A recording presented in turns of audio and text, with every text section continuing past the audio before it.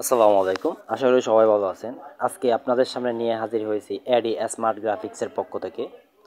আমরা কিভাবে অ্যাডোবি ফটোশপে সকল টুলসের ব্যবহার শিখব এবং জানব। আপনি যদি আমার চ্যানেলে নতুন হয়ে থাকেন, অবশ্যই চ্যানেলটি সাবস্ক্রাইব করে দেবেন এবং পরবর্তী ভিডিওর জন্য বেল আইকনে ক্লিক করে দেবেন। তো আজকে আমাদের মেন টপিক হচ্ছে আমরা একটা পাসপোর্ট সাইজ ছবি কীভাবে তৈরি করব। তো আমাদের মেন টপিক হচ্ছে এই যে এখানে একটা ক্রপ টুল দেখতে পাচ্ছেন, এটা। তো এটা দিয়ে আমরা কীভাবে পাসপোর্ট সাইজ ছবি তৈরি করব। তো আমরা যে ছবিটার মধ্যে তৈরি কাজ করব সেটা নিয়ে আসব। তো আমরা ফাইলে যাব, ফাইলে যাওয়ার পর ওপেনে যাওয়ার পরে এই যে আমি এই ছবিটা পাসপোর্ট সাইজ ছবি তৈরি করব। ওপেন দিবেন। ওপেন দেওয়ার পরে এটা এরকম আসবে। আসার পরে আমরা এই সাইজ টুলটা নিব। এটা নেওয়ার পরে আমার কতটুকু প্রয়োজন এখান থেকে এভাবে মেজারমেন্ট করব। আপনি কিবোর্ডের 4টা অ্যারো বাটন আছে, এই অ্যারো বাটনগুলো যখন আপনি নাড়াচাড়া করবেন সেক্ষেত্রে আপনার ছবির সাইজটা কিন্তু ঠিক নিয়ে আসতে পারবে।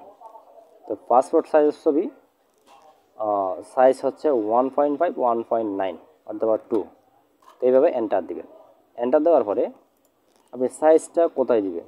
আমরা যখন এই টুলটা ইউজ করার সাথে সাথে উপরে দুটো অপশন আসবে। একটা হচ্ছে পাশে এবং একটা হচ্ছে লম্বায়। তো এই দুটোর মধ্যে সাইজ দিবেন। আপনার যদি সাইজ দিতে ভুল হয়, একটার অপোজিটে এই অ্যারো বাটনে ক্লিক করবেন, সাইজ কিন্তু সেম টু সেম হয়ে যাবে। ধরেন আমার সাইজটা কিন্তু আমি যখন এটা ঘুরাই দিব, এই যে এই মেজারমেন্টটা কিন্তু লম্বা এদিকে হয়ে গেছে। আবার যখন আমরা এর মধ্যে ক্লিক করব, এভাবে হয়ে গেছে।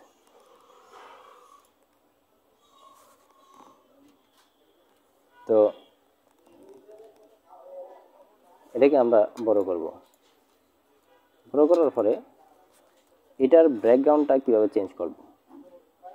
তো সেক্ষেত্রে পূর্বের ভিডিওর মধ্যে আমার ব্যাকগ্রাউন্ড কীভাবে চেঞ্জ করবেন দেখানো হয়েছে। আমরা একটা কপি করব।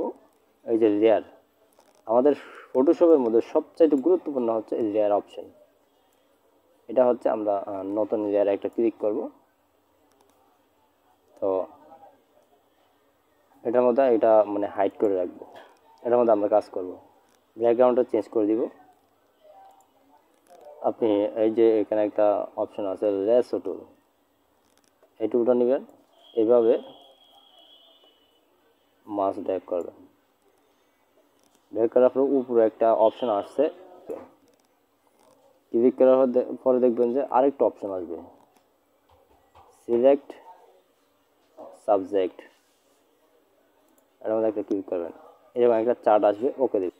এটার মানে হচ্ছে ধরেন আপনি যে কোনো কিছু এখানে চুল যদি এলোমেলো থাকে, সেক্ষেত্রে আপনাদের এটা করতে অনেক সহজ হয়। যেখানে একটা অপশন থাকবো, ক্লিক করবেন,